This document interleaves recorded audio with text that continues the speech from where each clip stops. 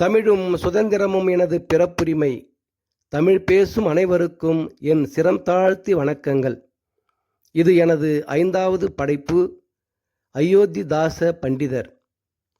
தென்னிந்தியாவின் சமூக சீர்திருத்தத்தின் தந்தை, சித்த மருத்துவர், நூல் ஆசிரியர், பதிப்பாசிரியர், அரசியல் சிந்தனையாளர், திராவிட இயக்கத்தின் முன்னோடி, பண்டிதமணி, பத்திரிகையாளர் ஆகிய இவையே அயோத்திதாச பண்டிதரின் முக்கிய அடையாளங்களாகும். அயோத்திதாச பண்டிதர் அவர்கள் சென்னை 1000 விளக்கு பகுதியில் 20/5/1845 தேதியன்று பிறந்தார். இவரது தந்தையாரின் பெயர் கந்தசாமி. அயோத்திதாச பண்டிதரின் இயற்பெயர் காத்தவராயன் என்பதாகும். ஒடுக்கப்பட்ட குடும்பத்தில் பிறந்தவர். கல்வியையும் சித்த மருத்துவ படிப்பையும் வல்லக்காலத்தி அயோத்திதாச பண்டிதர் என்பவரிடம் முறையாக கற்றுத் தேர்ந்தார். இவருக்கு கல்வி அறிவை புகட்டிய ஆசிரியர் மீது கொண்டிருந்த அலாதி குரு பக்தியின் பாச பிணைப்பின் காரணமாக காத்தவராயன் என்ற தனது பெயரை அயோத்திதாச பண்டிதர் என பெயர் மாற்றம் செய்து கொண்டார். பல மொழிகளில் புலமை பெற்றவர்.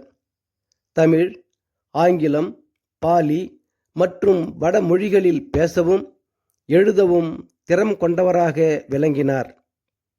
தூய சிந்தனை, தனித்துவமான செயல்பாடு, மெச்சத்தக்க பேச்சு முறை, எழுத்து நடை, பாராட்டத்தக்க உழைப்பு ஆகிய 5 பண்புகளையும் ஒரு சேர பெற்றிருந்தார் அயோத்திதாச பண்டிதர். ஆழ்ந்து படிக்கக்கூடியவர். ஆழ்ந்த படிப்பே இவரது புதுமையான சிந்தனைகளுக்கு அடித்தளமாக விளங்கியது. அயோத்திதாச பண்டிதரின் குடும்பம் சித்த மருத்துவ குடும்பமாகும். பெரும் கல்வி புலம் மிக்க குடும்பத்தில் பிறந்தவர். இலக்கண மற்றும் இலக்கிய, அதோடு சித்த மருத்துவ ஓலை சுவடிகள் இவரது வீட்டில் நிறையவே இருந்தன. இவரது தாத்தா கந்தப்பன் என்பவர் இலக்கண இலக்கிய ஓலை சுவடிகளை அச்சுப்பணி தொழில் செய்து வந்த எல்லிஸ்துரை என்பவரிடம் கொண்டு போய் தர, எல்லிஸ்துரை அவைகளை அச்சிட்டு ஒன்றாக்கினார். ஒன்றாக்கி தரப்பட்ட கோர்வையின் கற்றைதான் நமக்கு கிடைக்கப்பெற்ற உலகமே தமிழினத்தை உற்று நோக்கி பார்க்க வைக்கும் உலக பொதுமறையாம் திருக்குறள் என்னும் திருமறை நூல். தனது தந்தையின் பணிமாறுதல் காரணமாக தனது தந்தையுடன் சென்னையிலிருந்து நீலகிரிக்கு குடிபெயர்ந்தார் அயோத்திதாச பண்டிதர். நீலகிரியில் தோடர் இன பெண்ணை மணமுடித்தார். இது கலப்பு திருமணமாகும். 10 ஆண்டுகள் பர்மாவுக்கு சென்று பணிபுரிந்தார். பின்பு தாயகம் திரும்பிய இவர் இங்கு நிலவும் ஜாதி கொடுமைகளையும் தீண்டாமை கொடுமைகளையும் கண்டு மனம் நொந்தார். 1882 ஆண்டு அயோத்திதாச பண்டிதரும் ஜான் திரவியம் என்பவரும் இணைந்து திராவிடர் கழகம் என்ற இயக்கத்தை ஆரம்பித்தனர். இந்த கழகத்தின் சார்பாக 1885 ஆண்டு திராவிட பாண்டியன் என்ற இதழை வெளியிட்டார்கள். 1892 ஆண்டு திராவிட மகாஜன சபையை நிறுவினார் அயோத்திதாச பண்டிதர். இதன் முதல் மாநாட்டை நீலகிரியில் நடத்தினார். திராவிட மகாஜன சபையின் மூலமாக மக்களுக்கு பயனுள்ள செயல்களை செய்தார். சாலைகளை அமைத்தார். கால்வாய்களை பராமரிக்கும் பணிகளை மேற்கொண்டார். குடிமக்களின் பாதுகாப்பிற்காக காவல்துறையினரை நியமிக்கச் செய்தார். கிராமங்களில் பள்ளிக்கூடங்களை உருவாக்கினார். நகர்ப்புறங்களிலும் கிராமப்புறங்களிலும் மருத்துவ வசதிகளையும் மருத்துவமனைகளையும் நிறுவச் செய்தார். பிரம்ம ஞான சபையின் தலைவராக சென்னையில் ஆல்காட் என்பவர் பதவி வகித்து வந்தார். இவரிடம் புத்த மத கோட்பாடுகளையும் சித்தாந்தங்களையும் கேட்டு அறிந்து கொண்டார். இந்து மதத்திலிருந்து அயோத்திதாச பண்டிதர் அவர்கள் 1898 ஆண்டு இலங்கைக்கு சென்று புத்த மதத்தை தழுவினார். பின்பு சென்னைக்கு திரும்பிய அயோத்திதாச பண்டிதர் அவர்கள் இதே ஆண்டு சாகித்ய பௌத்த சங்கம் என்ற சங்கத்தை துவக்கினார். பிராமணியத்தால் ஒடுக்கப்பட்ட மக்களே உண்மையான பௌத்தர்கள் என வாதிட்டார். ஒடுக்கப்பட்டவர்களை ஜாதி பேதமற்ற திராவிடர்கள் என அழைக்கச் சொன்னார். மக்கள் தொகை கணக்கெடுப்பின் போது சாதியற்ற திராவிடர்கள் என பதிவு செய்யுமாறு வலியுறுத்தினார். இதே 1898ஆம் ஆண்டு தமிழ் பௌத்த மறுமலர்ச்சி இயக்கத்தை தோற்றுவித்தார். பௌத்த சமயத்தை தழுவிய அயோத்திதாச பண்டிதர் அவர்கள் வைணவ நெறிமுறைகளை கடைபிடித்து வாழ்ந்ததினால் தமது பிள்ளைகளுக்கும் வைணவ நெறி சாயலில் பெயர்களை இட்டார். தன் மகன்களுக்கு பட்டாபிராமன், மாதவராம், ஜானகிராமன், ராசாராம் எனவும், மகள்களுக்கு அம்பிகாதேவி, மாயாதேவி என பெயர்களை சூட்டினார். சித்த மருத்துவத்தை தனது முக்கிய தொழிலாக கொண்டிருந்ததினால் அயோத்திதாச பண்டிதரை மக்கள் அனைவரும் மருத்துவர் எனவும் பண்டிதர் எனவும் அழைக்கலாயினர். ஒடுக்கப்பட்டோர் அனைவரும் கோயில்களுக்குள் செல்ல ஆதரவாக குரல் எழுப்புவதற்காக அத்வைனந்தா சபா என்ற ஒரு சபாவை உருவாக்கினார். பிரம்ம ஞான சபையின் தலைவர் எச்.எஸ். ஆல்காட் என்பவரின் தொடர்பாலும் உதவியாலும் சென்னையில் முக்கியமான 5 இடங்களில் ஆல்காட் பஞ்சமர் பள்ளிகளை தலித்துகளுக்கு இலவசமாக தொடங்கினார். 19/6/1907 சென்னை ராயப்பேட்டையில் 1 பைசா தமிழன் என்ற வாரப்பத்திரிகை வெளியிடப்பட்டது.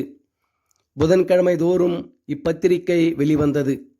1908ஆம் ஆண்டு இப்பத்திரிகை தமிழன் என பெயர் மாற்றம் பெற்றது. 1914ஆம் ஆண்டு அயோத்திதாச பண்டிதர் அவர்கள் இறக்கும் வரையிலும் இந்த பத்திரிகை வெளியிடப்பட்டு வந்தது. இதன் விலை 1/4 அணா. தமிழன் பத்திரிகையின் நோக்கம் உயர்நிலை, இடைநிலை, கடைநிலைகளில் உள்ள மற்றும் விளிம்பு நிலைகளில் உள்ளவர்கள் தங்களின் உரிமைகளை அறிந்து கொள்ளவும், நீதி, நேர்மை, சரியான பாதை ஆகியவற்றை அறிந்து தெளியவும் இப்பத்திரிகை துணையாயிருந்தது. இவர் நடத்தி வந்த தமிழன் பத்திரிகையினை நடத்த முடியாமல் பணக்கஷ்டத்தில் தள்ளாடிய போது கோலார் தங்கவயலில் பணிபுரிந்து கொண்டிருந்த தமிழர்கள் அனைவரும் ஒன்றிணைந்து அச்சு இயந்திரத்தை வாங்கி தந்து உதவியுள்ளனர். அயோத்திதாச பண்டிதர் அவர்கள் புத்தரது ஆதிவேதம், இந்திர தேசத்து சரித்திரம், விவாக விளக்கம், புத்தர் சரித்திரப்பா ஆகிய நூல்களை எழுதியுள்ளார். இவர் பதிப்பித்த நூல்கள் போகர் 700, அகத்தியர் 200, சிமிட்டு ரத்தின சுருக்கம், பாலவாகடம் போன்ற நூல்களாகும். திருவள்ளுவர், ஔவையார் ஆகியோரின் பாடல்களுக்கு புத்த மத கோட்பாடுகளின்படி அதன் அடிப்படையில் விளக்க உரைகளை எழுதியுள்ளார் அயோத்திதாச பண்டிதர். இவர் பதிப்பித்த போகர் 700, அகத்தியர் 200 என்னும் இவ்விரு நூல்களும் மிகச்சிறந்த சித்த மருத்துவ நூல்களாகும். அயோத்திதாச பண்டிதர் அவர்கள் திருவாசகத்துக்கும் உரை எழுதியுள்ளார். வீரமா முனிவரைப் போல இவரும் எழுத்து சீர்திருத்தங்களை செய்துள்ளார். தந்தை பெரியார் அவர்கள் கூறும்போது, எனது பகுத்தறிவு பிரச்சாரத்திற்கும் சீர்திருத்த கருத்துக்களுக்கும் முன்னோடிகளாக திகழ்ந்தவர்கள் பண்டிதமணி அயோத்திதாச பண்டிதரும் தங்கவயல் அப்பாதுரையாரும் தான் காரணம் என தன் உள்ள உணர்வுகளை வெளிப்படுத்தியுள்ளார். ஒவ்வொரு நாளும் வளர்ந்து முழு நிலவாகி ஒளி வீசுவதைப் போல பள்ளிகளில் அறிவை வளர்க்கும் உன்னதமான நூல்களை கொண்டு மாணவர்களுக்கு கல்வியினை போதிக்க வேண்டுமெனவும் மொழிந்தார் அயோத்திதாச பண்டிதர் அவர்கள். கல்வியோடு கைத்தொழில், வேளாண்மை, தையல், மரம் வளர்த்தல் ஆகியவைகளையும் கற்பிக்க வேண்டுமென வலியுறுத்தினார். அறிவை அழிக்கும் போதைப் பொருட்களை கையாலும் தொடக்கூடாது எனவும், உலக மக்கள் அனைவரும் அன்போடு வாழ வேண்டும் எனவும் ஆசைப்பட்டார். ஊரில் உள்ள மக்கள் அனைவரும் அன்போடும் ஆறுதலோடும் வாழ வேண்டுமாயின் முதலில் ஒவ்வொரு குடும்பத்திலும் அன்பும் அரவணைப்பும் ஆறுதலும் நிறைந்திருக்க வேண்டும். நாட்டிலே அன்பும் ஆறுதலும் காணப்பட வேண்டுமாயின் முதலில் ஒவ்வொரு ஊரும் அன்போடும் ஆறுதலோடும் இருக்க வேண்டும். அத்தகைய நாட்டில் புலியும் பசுவும் ஒரே நீர்த்துறையில் நீரருந்தும் என்கிறார் அயோத்திதாச பண்டிதர். தலைமை தகுதி கொண்டவர் மக்களுள் மாமனிதராக, அறிவாற்றல் பெற்றவராக, நல்ல நெறிகளை கடைபிடிப்பவராக இருக்க வேண்டும். மக்களும் அவர்களின் நோக்கங்களும் பெருமைப்படத்தக்கதாக இருக்க வேண்டுமானால் அவர்களுக்கு ஒரு சிறந்த வழிகாட்டியாக தலைமை தகுதி கொண்டவர் இருக்க வேண்டும்.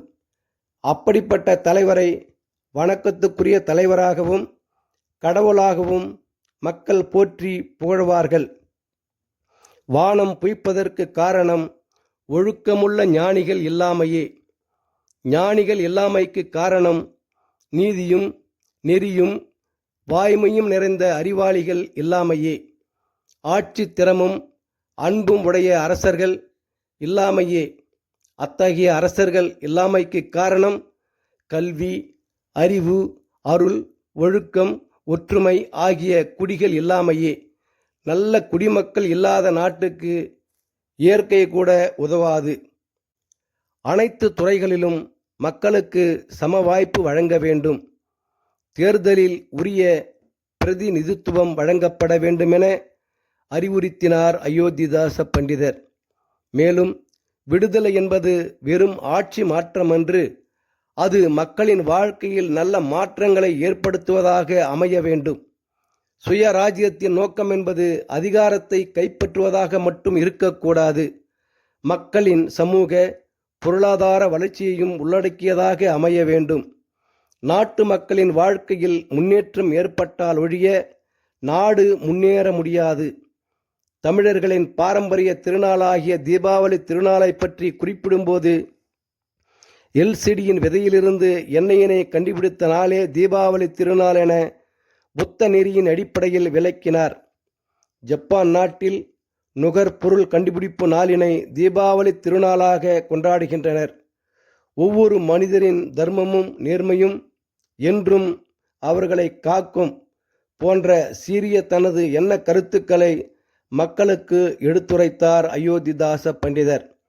அயோத்திதாச பண்டிதவர்கள் 1914ஆம் ஆண்டு மே மாதம் 5ஆம் நாளன்று 70வது வயதில் காலமானார்.